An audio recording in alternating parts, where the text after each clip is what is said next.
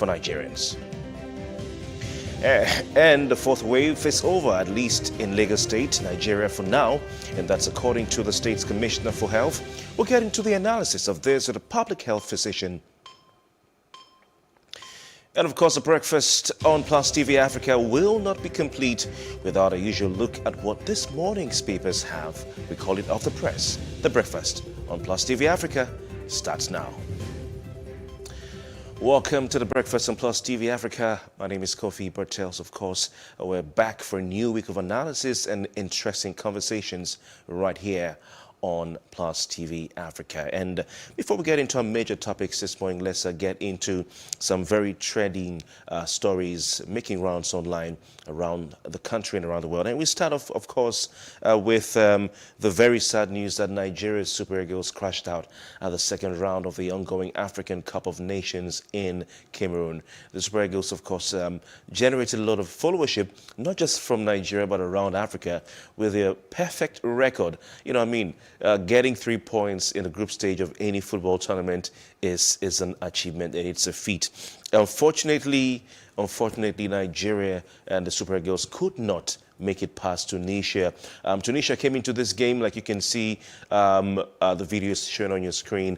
Came into this game with not so high hopes because almost the entire team, half of the entire team, were down with COVID-19. And the expectation was that this would be a walk in the park for the Nigerian team facing a second-string Tunisian team. But it wasn't to be, as the Tunisians were able to grab a goal, one goal, that saw them advance to the second round, or third round rather, of the tournament. And of course, another thing that a lot of sports experts and analysts were saying in the build-up to this game was the fact that, you can see the goal there.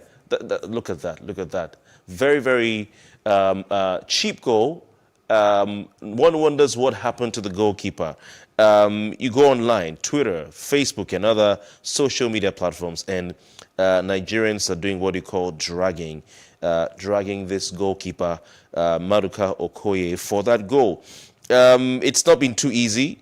You know, I woke up this morning seeing Ramsey Noah trending on Twitter, and I was asking myself, why is Ramsey Noah trending? What has Ramsey Noah done to trend? And lo and behold, Nigerians are referring to Maduka Okoye as a Ramsey Noah. This basically means that they think that Maduka Okoye, the Nigerian goalkeeper, is more interested in his looks, is more interested in his features and, taking pictures on social media, bearing resemblance to the popular Nigerian actor, the popular Nollywood star, Ramsey Noah. It's not been too nice. If I were Maduka Okoye, I wouldn't be on social media for some days. I'll stay off so that I can protect my sanity. Football is not easy. Sometimes you don't get the praise you deserve. People only see your mistakes. But it will be advised, Nigerian football fans should be advised to know that, even the best goalkeepers make mistakes. We can look at David De Gea, who was one time seen to be the best goalkeeper in the world.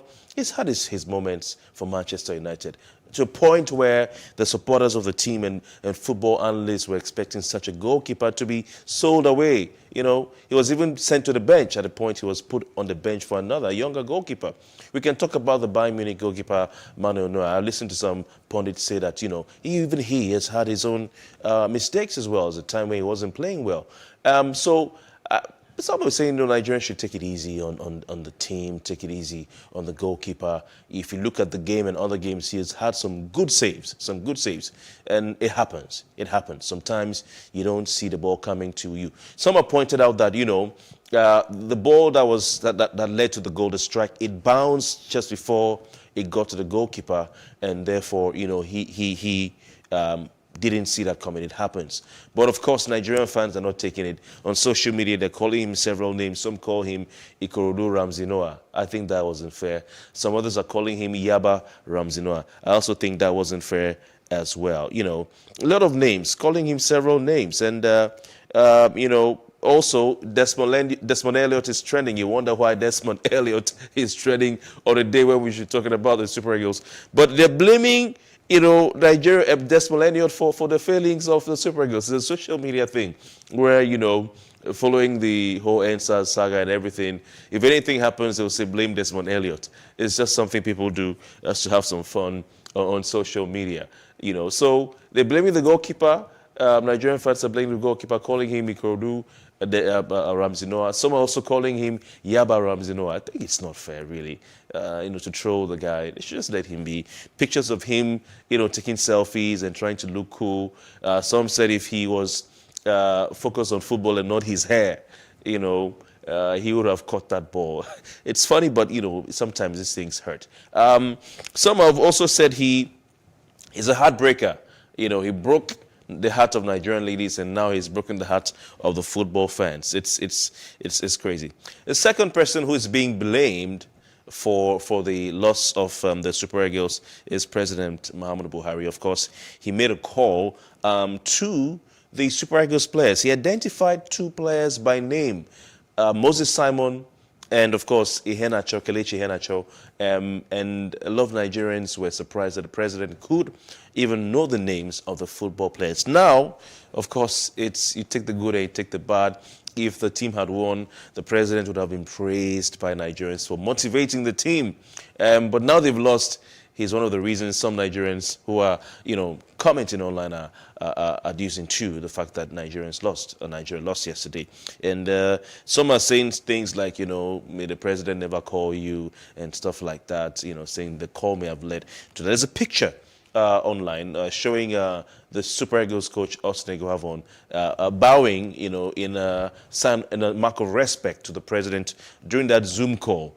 And it's a bit funny, and Nigerians have jumped onto this. Finally, with this particular trending story, a section of Nigerian fans were seen on video insulting the coach as they left the stadium. Yes, believe it or not, as they were getting onto the bus, they were hurling insults at the coach. I think this is not called for, and we need to also remember that these people are human beings, and sometimes these things happen. So, we'll leave it at that and move on to the next trending story. And this happens to be with the former journalist who is also the chairman of the Nigerians in Diaspora Commission, an organization that looks into the welfare of Nigerians who are living in different parts of the world. I'm talking about Abike Dabiri Erewa. She's been trending for some reasons, of course. She made a statement saying Nigerians in the diaspora are the country's greatest assets. Now, one would have thought maybe that would just be a statement that would just, fly under the carpet. Nobody's going to bat an eyelid.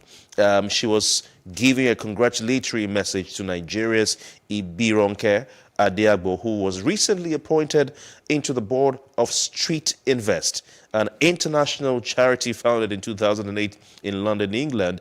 But Nigerians, she said, and I quote, this is Abike Dabiri Erewa, your appointment further confirms our saying that our diasporans are our greatest assets, making us proud globally, and I have no doubt you will continue to make Nigeria proud. Of course, these are some of the things that people will say, people in authority, people in positions of leadership, just to, say something nice. But some Nigerians are asking, are Nigerians in diaspora really the country's greatest assets?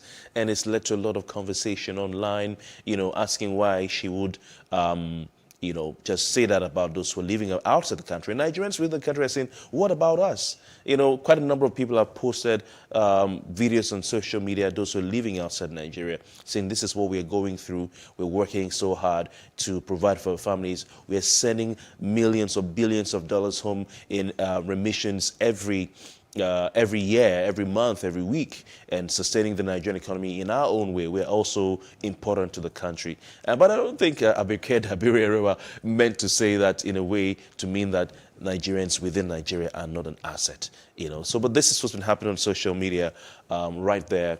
And of course, we'll keep following this. But I think if you were to ask Abike in an interview, if I were to sit down with her, she would definitely say that, of course, she believes the Nigerians anywhere are the country's greatest assets. Well, that's been a trending segment right here on The Breakfast. Next up, we have the latest headlines from the pages of the national dailies up next. Stay with us.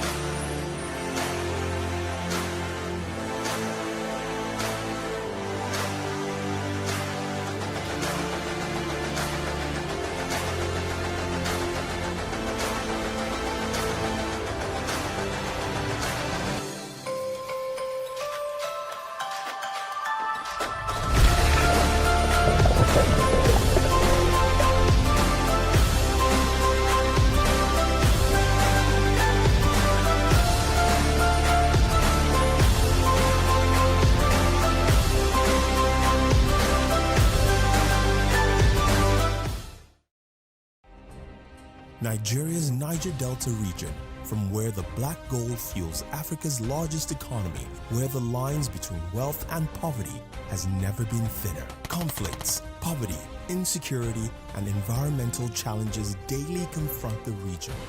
How can the Niger Delta story be changed for the better? Join Mamude Akuga at 9 p.m. every Friday evening on PlusTvAfrica as he probes deep in search of solutions. Inside the Niger Delta with Mamude Akuga, the authentic voice of Nigeria's oil-rich region.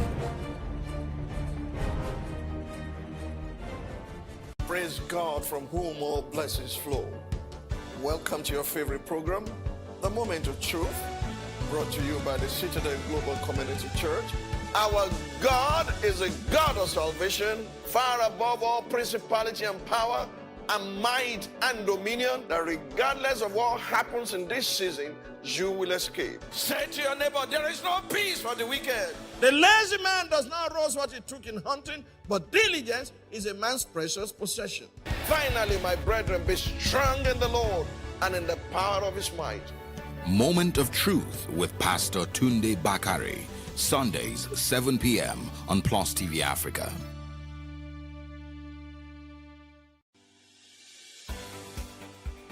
Businesses in Africa can be very challenging. In Nigeria, it is particularly intimidating, and successful builders have learned how to navigate a hostile environment to unlock opportunities. But one major challenge businesses face is how to filter through the noise and identify where their ideal customers exist. Get insight and practical steps from industry players and captains of industries. Hear success stories to help you make informed decisions as you scale your business in Nigeria. Watch Business Insights at this time on PlusTvAfrica. How can we have peace without justice? Plus Politics. It's not just another political conversation, it's about keeping you in the know. The relevant interviews, asking the tough questions to those that matter. Get the answers you need. Does it mean that the people who were injured, people who were shot at, those who were involved in that stampede are not going to get justice? It is unfortunate, it is sad that we have a government of deaf and dumb. Analysis from top experts. The last election was not really an election. We feel that Obasanjo has a very special place in his heart for hating Ijaw people. I think it really boils down to two things. One, trust and accountability. Plus Politics, every weeknight at 7 p.m. on PlusTvAfrica. For me, I wanted to change that culture. I didn't believe that until you see a white man or you see a foreigner in the kitchen before you can believe that, good food is going to come out of that kitchen.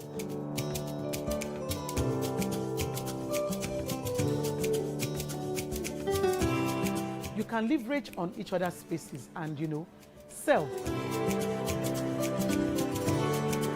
We believe in Nigeria, right? We believe that Nigeria can get better. We, the youth, are the ones that can make it better. And my products are proudly made in Nigeria.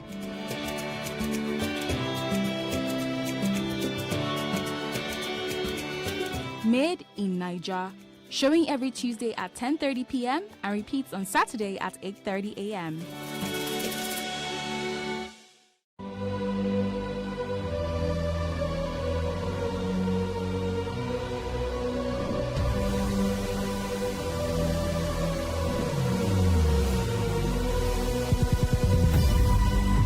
What we do not understand, we will stigmatize. What you can see is the remaining of the tanker that exploded. It's also equally confessed.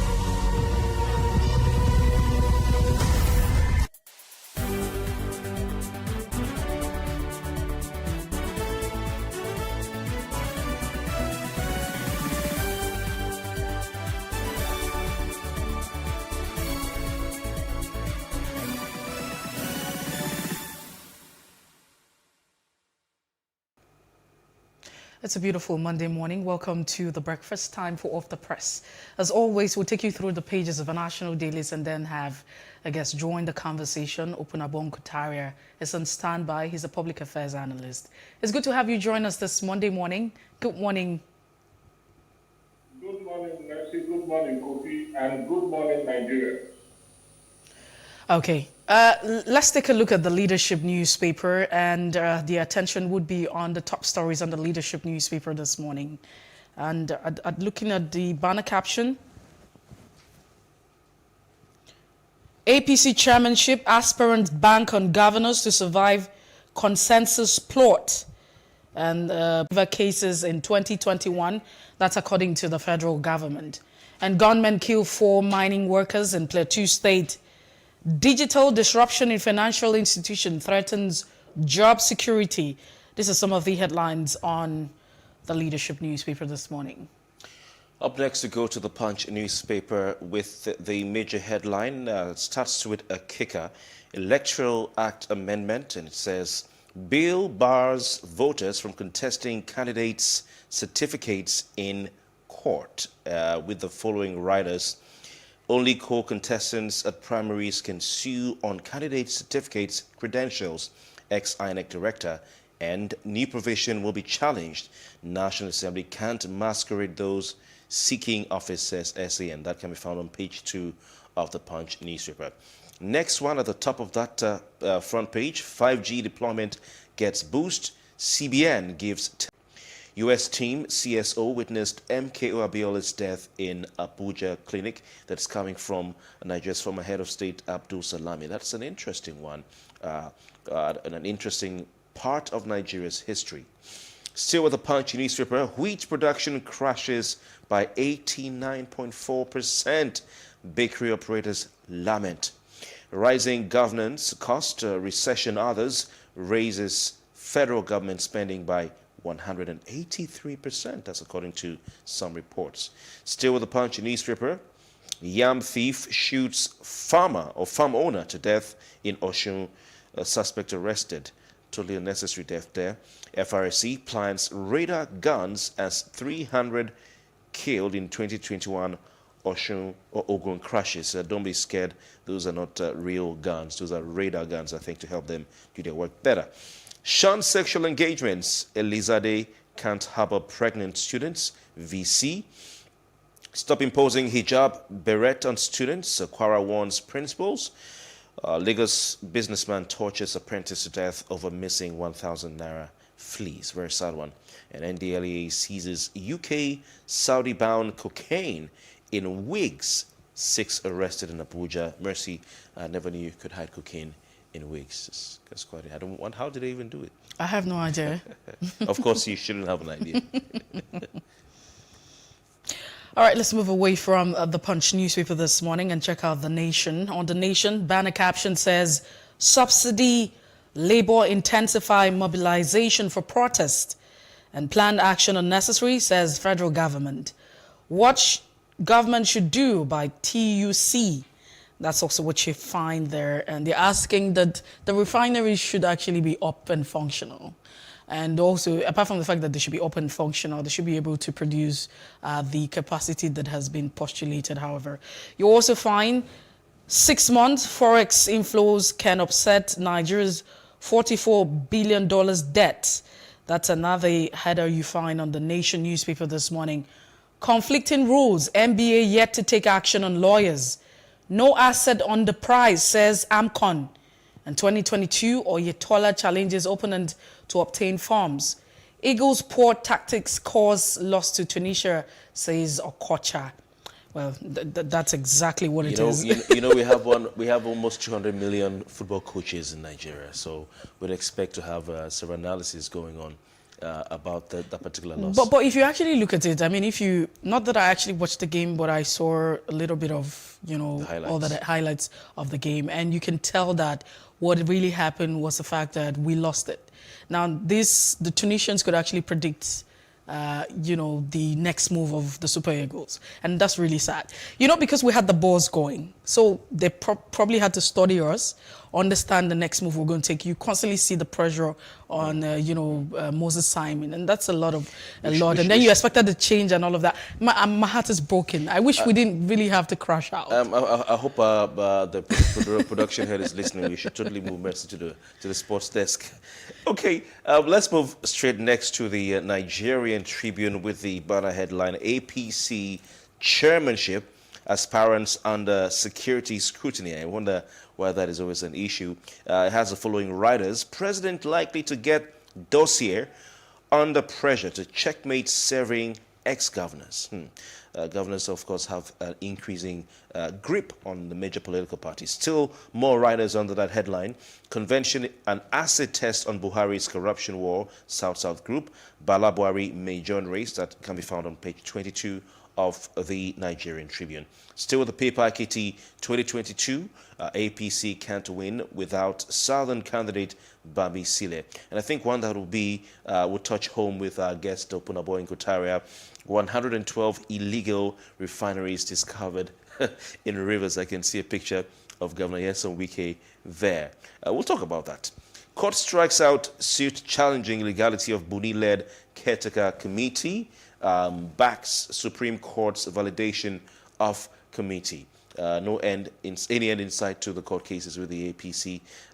Time will tell. Nigeria's January bond issuance oversubscribed by 139 billion naira. This is according to the DMO. Abiola took ill, died, not poisoned. Abdul Salami claims 4.1 trillion naira customs revenue target will threaten private investment. That is on page 6 of the Nigerian Tribune. More headlines. Many hospitalized as train crushes tricycle in Kano. Really sad. Gunmen kill 4 mining workers in Plateau State. Bandits in military uniform kill 3, destroy 11 houses in Taraba. NDLEA intercepts UK Saudi-bound cocaine concealed in synthetic hair. Mercy. What's going on? It says, has the following writers. Raids Abuja Garden, arrests 6 over drug cookies and noodles. We have drug cookies? I have no idea. And I have no idea. Are those like normal noodles like they say you go buy and the drugs inside? No, usually this is what would happen. I'm actually trying to paint a picture. Okay. It would be laced. That's how they call it. Probably just never heard the word before. Okay. All right. I'll probably do some investigative journalism about that. More headlines.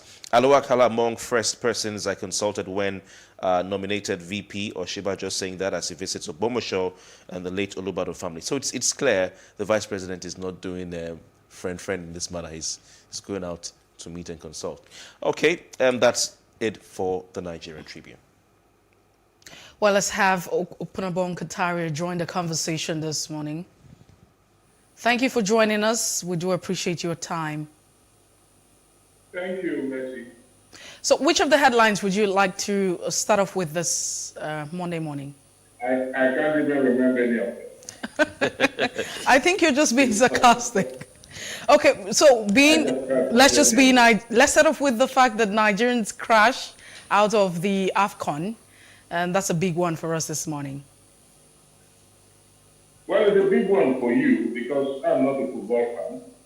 I don't watch football. Kofi, you should know that. You have to I don't watch football. No, but let's share your thoughts on that. Let's quickly share your thoughts on it. Well, next time they should not allow the president to speak to them. That's my thoughts on that. Because they were doing well and they crashed out shortly after he spoke to them. I mean, you have to talk about how does that affect anything? How does that affect how the boys played and the tactics? That is to tell you that you're asking the wrong person when it has to do with football. So we move about golf. Let's move on then. Mr. Nkotaria. About chess, and I will. We'll speak to you tomorrow. Yes? All right. In 94. Wow. When the George played, because it's an extremely close friend and classmate. Fantastic. That's the last time I watched football. Fantastic. And after that, I don't think I've ever sat down to watch football. All good, all good. So if they're playing match, I tune into African Magic. It's all good. Okay, thank you very much. Mr. Kotha, let's go home to River State. I'm very interested to know what your thoughts are on the moves by the governor of Rivers State, His Excellency Nyesom Wike, to stop the suit finally? Well, it is interesting that he's back from his long sojourn in the land of lethargic sleep and inertia when he allowed these criminals to go on to perpetrate at the expense of Rivers people or Rivers residents, because we inhaled all kinds of toxic air that was injurious to our health and still is. Kofi, you were in Port Harcourt, so at least you'll appreciate what I'm talking about. The situation was so bad that in the morning you get up, you cough, you're coughing out black substance, your nostrils black substance, all kinds of things. And it affected the health of Rivers residents. A lot of Rivers people had cancer as a result of that. If we talk of dry cleaning, I mean, it was better for you to just dry clean a day when you want to wear that clothes. Because you dry clean and keep over for 2 days, you realize that the whole essence is negated because you have to say, so it's better late than never, they say, although in most cases, being late is tantamount to never. But in this case, it's better late than never. And so I'll commend it, whatever it is, I'll commend it. The air I hear is slightly better right now, but you don't expect an overnight or change. That's not possible. If he continues, sustained, and is committed to this pursuit, then I think within 6 months or thereabout, Rivers residents will start breathing fresh air once more. All right. All right. Thank you, Opunabo. We'll stay with the Nigerian Tribune. Following that story, 112 illegal refineries discovered in Rivers State 2. Go over to something that has to do with Nigeria's history. Of course, former head of state Abdul Salami Abubakar has been making some statements over the weekend regarding the death of the late Moshood Kolawole Abiola. He says Abiola took ill and died. He wasn't poisoned, according to him. He's been talking about, Abiola's death, even saying the United States officials were there in some other papers. What do you think about this? Should we have the former leaders of Nigeria come out and inform the nation about important parts of the nation's history? Because when N.S. Shoniko passed away, some Nigerians said he should have written a book about what happened particularly in 1992, 1993. But what if he wasn't talented? I mean, you want to ask yourself that as well. Yeah. So what do you say to this, Ms. Nkotare? Well, let me quickly respond to what Messi said. Probably wasn't talented. Yes, I agree. Right. But he could have commissioned somebody. Because maybe if you have to be remembered, you must do something worth writing or write something worth reading. So he should have commissioned somebody to do that, and if he's scared, he should have asked them to publish posthumously if he's actually scared of his life. But all those that were involved were out of the way. They were no longer alive, save Abdul Salami. So I wonder why, what would have made him scared. Having said that, the man involved, Abiola, is no longer alive. So it is the word of Abdul Salami versus, it would have been the word of Abdul Salami versus MQ Abiola. But he's no longer alive. So Abdul Salami can get up in the morning and say whatever he wants to say. That's his own business. Of course, I would say Nigerians are no longer interested in what Abdul Salami will say because it has to do with a major, momentous part, history of the country. Abiola, as far as most Nigerians are concerned, was murdered. Just like Yar'Adua was killed. Abiola was killed. And it will be extremely difficult for anybody to contradict that conviction that Nigerians have. Abiola, in synopsis, was killed. Are there evidence to actually prove that? If you look at all the testimonies, just hold on. If you look at all the testimonies before the Okuta panel, I mean, you can glean from what Roger and Co said that Abiola was actually killed. And a lot of us believe that he was killed in order to steal or forestall the crisis that would have emerged, and the Nigerians and the government rather anticipate that his release was going to precipitate. So there is nothing anybody will tell Nigeria. The onus is now on Abdul Salami to prove, not for me to prove. I believe that he was killed, he was poisoned. Let Abdul Salami, just as Abacha was killed, poisoned. They just wanted to eliminate the group of people that they felt were going to cause, or they felt were the problems. That is the truth. That was what happened. So they killed Abdul Salami, sorry, God forbid. They killed Abacha, they killed MQ Abiola. But as much as you have all of these thoughts, as much as you have all of this, I mean, it's a good thing that you say that's what you believe in, and these are your thoughts. But put the facts. Thought of most Nigerians, but at the end of the day, you know that we need to work with facts. I mean, we haven't been able to. So we need to establish the point that this is what we think and this is how we feel about some of these incidents that have happened.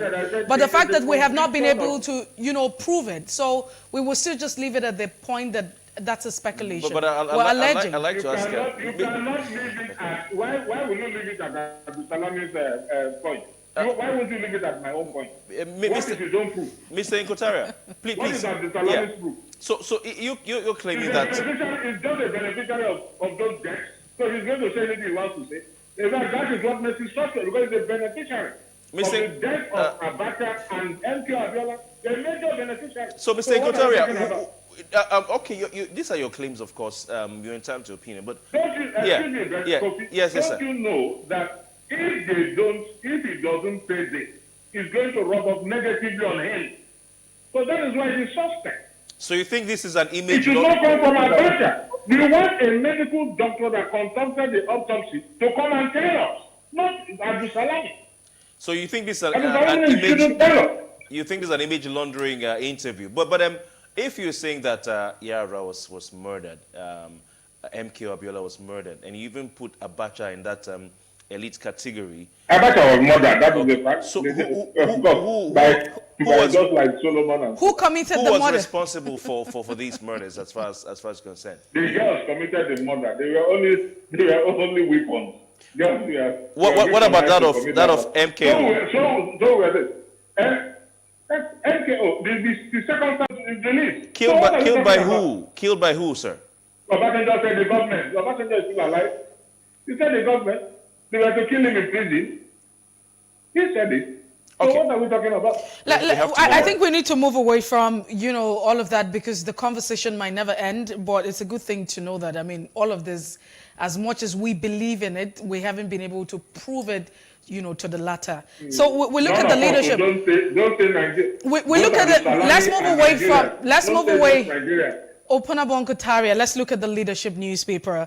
And at this point in time, the APC chairmanship is at stake as aspirants bank on governors to survive the consensus plot.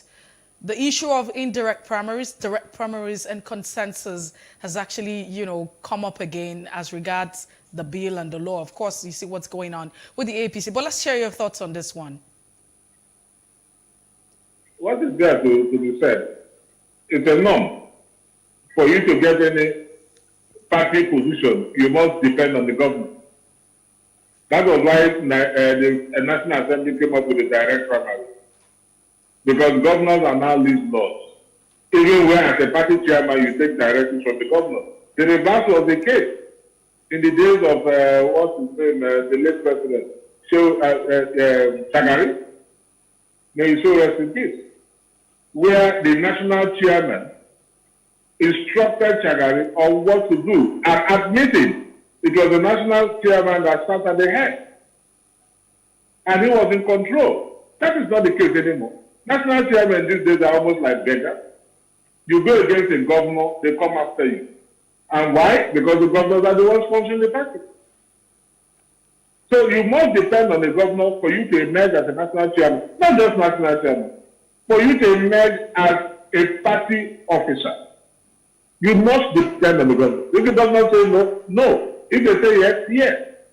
So I don't think it's not anything new. And that shouldn't make a headline that nationals are depending on governors to emerge as candidates or to emerge as party officers. I don't think that should make any headline. Right. Maybe the paper didn't have what to make it headline. because one would have thought that following the Supreme Court's validation of the caretaker and extraordinary convention planning committee led by Governor Maimala Buni, that would be that. But we're seeing that the court has struck out a suit challenging the legality of the Buni-led caretaker committee. Why do we still have people going to court again when this issue has already been sorted out? And what can you say about the plethora of internal challenges and internal opposition facing?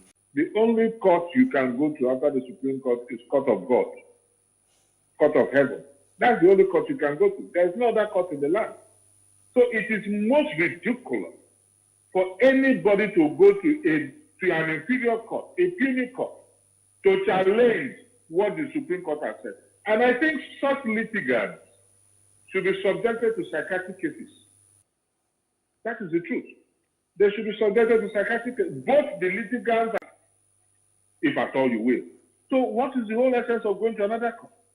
They do these things just to steamy, truncate processes. They do all these things in order to frustrate a process. And the judges entertain this, including the judge in Rivers, concerning expertise. You see, so most of a decent judge, an honorable judge, will dismiss that money. A lawyer. What's the hope then? We're asking, I mean, we have seen that at the regional level, they're coming up with security architectures to ensure that security is restored, lives and properties are protected. Now those who are trying to protect the people are also being killed. Is there really any hope now? There's hope. These are hazards of the profession. It's like it's the local security outfit. It's like the police, the army, the navy, or what have you. So it's as unfortunate as it is, and I want to urge all those concerned to unearth the killer so that they get their just desire. But as bad as it is, these are hazards of the profession. As you are now, if you are assigned to a beat, a war front beat, you go and anything happens to you, as unfortunate as it is, it's the hazard of the profession. So he has been decapitated, may his soul rest in peace, and you cannot stop it. That is the truth, you cannot stop it. You can't stop it. And if you have the policeman in Port Harcourt or the